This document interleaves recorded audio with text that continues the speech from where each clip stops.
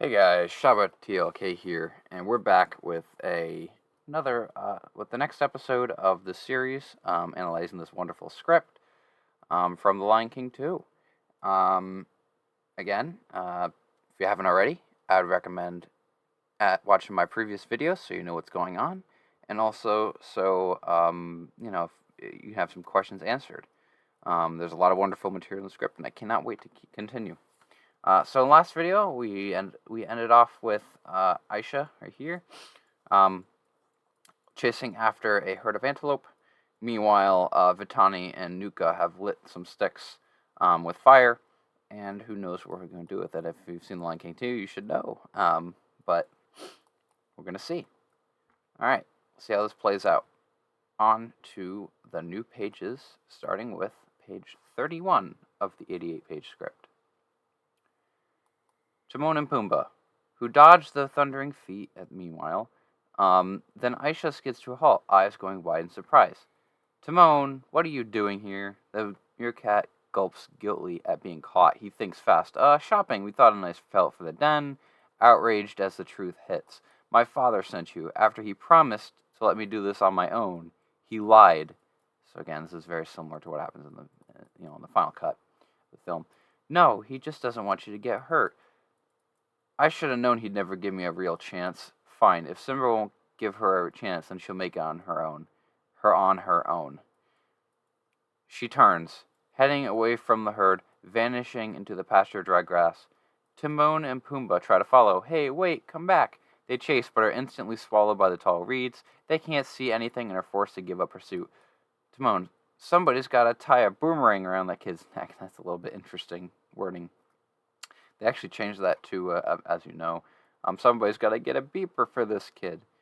So, again, not an interesting, weird line that still doesn't really do that well in the remake, but it's better than this, I can tell you that. So, interesting. Okay, here we go. These animals have fire. Again, the voice of reason. What next? Opposable thumbs, recon satellites. This guy, it's jokes. Vitani lets her torch fall into the dry weeds.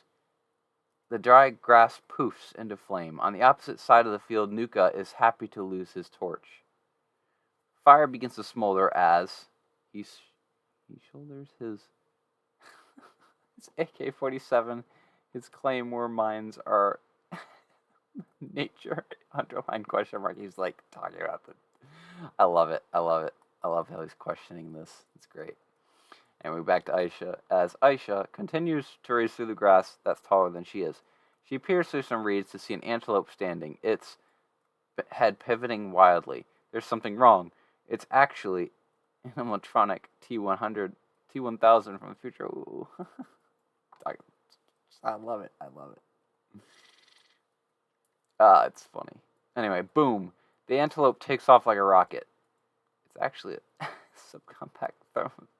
I love how, man, he is so mean. He's ripping this apart. I love it. Aisha raises high to see what spooked the beast, and flames sweeping the dry grass, engulfing the field, heading straight for her. Reality slams into Aisha, and she takes off through the grass, blindly running through the weed thicket as smoke begins to rise. A black cloud that coughs in the night sky, choking the sun and turning day into a hellish night. Wow. Good writing, though.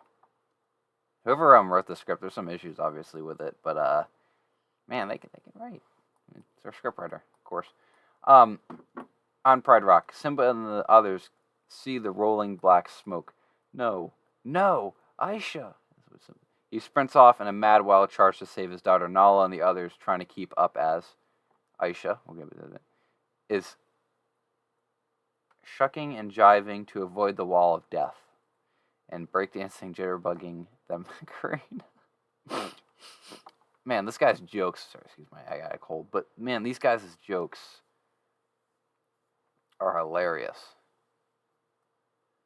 Anyway, every turn she takes, more flames roll on in like a tidal wave. Tiny field animals scurry past from every direction in a free-for-all stampede to avoid the fire. Aisha is trying to get a sense of direction from them, but it's chaos. Smoke thickens, blocking the sky.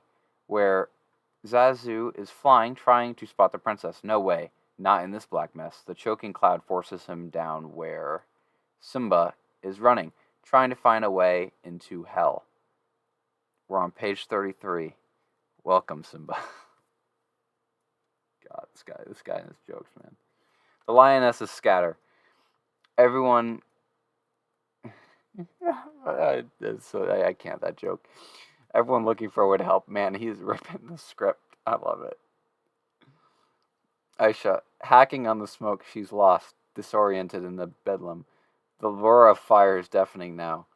Time is running out. She squints through the smoke and can see an outcropping of rock far below, shimmering and dancing like a mirage. Is it real? She looks behind her to see a wall of flames barreling down, consuming everything in its path. No time, so Aisha jumps, landing on a rock, gaining some time, but the rock flames are still behind her. She tries to keep moving, but the smoke overwhelms and she chokes, passing out. Suddenly, bum bum bum, Kovu leaps through the smoke, the very image of a hero. He lands beside her, nudging her, and something about his actions feels staged, rehearsed. It says old. Pull that off, guys. Animate this.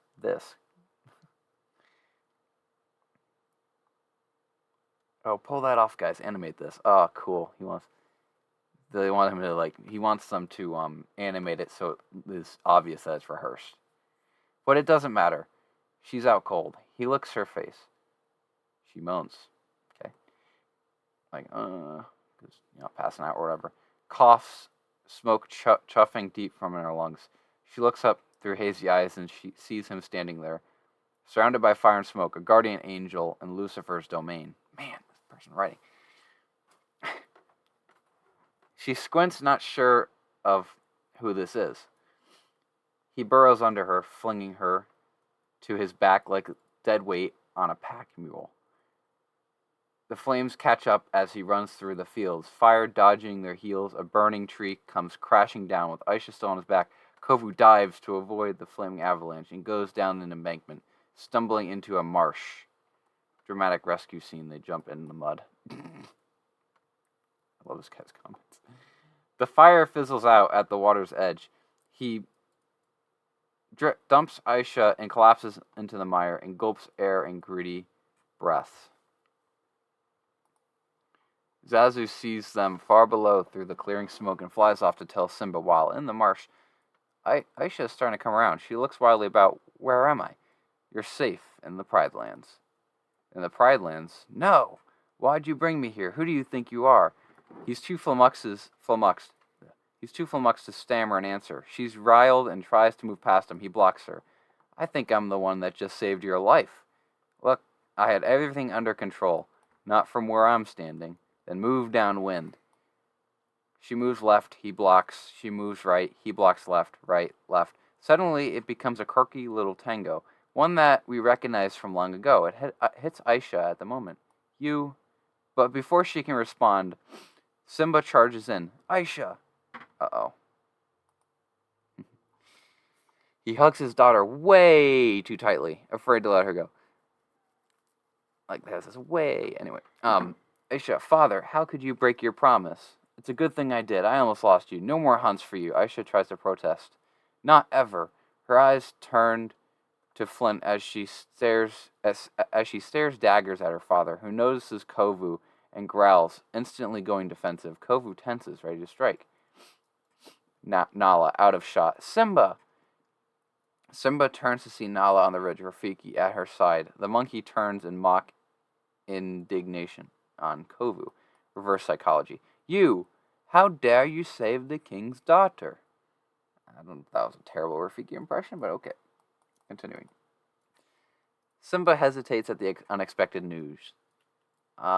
In those few seconds, others gather at the top of the embankment. Pumbaa collapses in relief. Timon's crying tears of release, and, young lady, don't you ever frighten your mother like that again. She was crying, and wah! His tears overwhelm him, and he balls into Aisha's arms.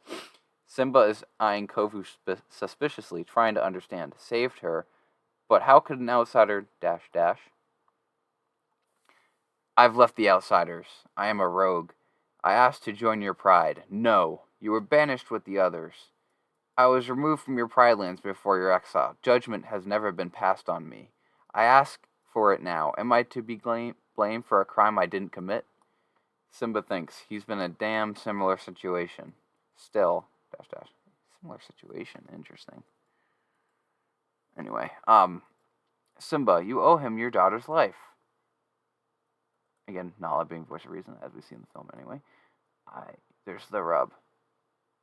Simba looks to the others. Rafiki just smiles and looks to the heavens. Oh, something interesting there. Timon and Pumbaa shrug. It's Zazu who plays the trump. This is cool. Okay. Something interesting there. So Mufasa's given his approval, it seems, as a thing. Sire, as much as it pains me to admit it, this is Zazu, Mufasa always paid his debts. Simba chews, looking from Aisha to Kovu to Nala, then finally, I reserve judgment. We shall see who you really are. With that, and I like it better than the line in the film because he says, I reserve judgment for now. We'll see who you really are. That's how he says it in the film, but I like the line change better, the way they, anyway. With that, the slow procession gets underway, heading home. Pride Rock night. A billion stars twinkle in the heavens. Simba sits outside the mouth of the cave, staring at the constellations. His heart is torn. He's not sure what he's done. The lionesses are filing back in the den. It's time for bed. Kovu starts to follow, but Simba growls, a warning. Stay back. He's not that welcome. Ooh. So Kovu stops and watches Simba vanish into the warm, dark cave, surrounded by Nala and plenty of protection. Kovu flops to a rock and will sleep outside alone. Crickets chirp, night owls hoot, and the constellations watch over them as we dissolve too. It's a cool scene transition. The same dead of night, Kovu is asleep on the rock, shivering stoically in the cold night air. When all is utterly still, Aisha appears at the mouth of the cave and slinks silently down the rocks. Oh man, I like this better. She pads delicately past Kovu, careful not to wake him. Tippy-toes. Once she's safely past, she creeps up onto the soft grass, heading for the open lands of Kovu. Where are you going? Ah, she spins, trying not to look startled or guilty. I thought, how did you know I was here? You're kidding, right? You make enough noise. I appreciate you're saving my life. Now do it again and let me go. He hesitates. Look, you can't know what it's like to have your entire life mapped out for you. He balks. She misreads his understanding for scoffing. I realize now if I'm going to make my mark, it'll have to be on my own. There's no life for me here. Again, I like the scene where she's trying to sneak out and he's the one who stops her. That's a little bit better done. It's much better done, actually, than... Yeah, that's better done than was actually in the film. Anyway, back to Kovu. Or out there either. The racket you make, I've seen the way that you hunt. You won't last 3 days out there. Aisha, so totally unimpressed. Oh, and I suppose you could teach me? Yes. Yeah, well, she'll take her chances. She turns to leave, but the noise of the wilderness seems loud, frightening. We pull back to reveal this is interesting. Zira and Nuka crouching on a far-off hill. He's raking his claws in the dirt. There's unknown danger in the wild. Aisha hesitates, weighing her options, then turns to Kovu. All right, impress me. He thinks, nods, smiles. She heads back into the den. Ooh. Now we go back again to Zira and Nuka. Have seen it all. He's getting riled. Nuka. Did you see that? I could have had her too, Fool. That's not part of the plan. The fire rescue worked perfectly, and Simba fell for it. Now the closer Kovu gets to the daughter, the closer he gets to the false king. Once he has Simba alone, she slashes a tree. A branch clatters to the ground like amputated body parts. Interesting how they did that analogy, but okay. Pride Lands dawn. The world is copper-colored in the rising sun. Black shadows stretch long over the bronze earth, turning the Pride Lands into a tiger pelt. Kovu creeps out of the shadows as if he were part of it. As if he were part of it. Perfect soldier, blending into the landscape. He freezes, watching Simba, who is walking his kingdom alone. Kovu tenses, ready for... Uh-oh. Aisha, hi. She bounces out of nowhere, actually catching Kovu off guard. Aisha, I'm ready for my first lesson. Kovu looks back to the hill, but Simba is gone. His opportunity lost. Damn.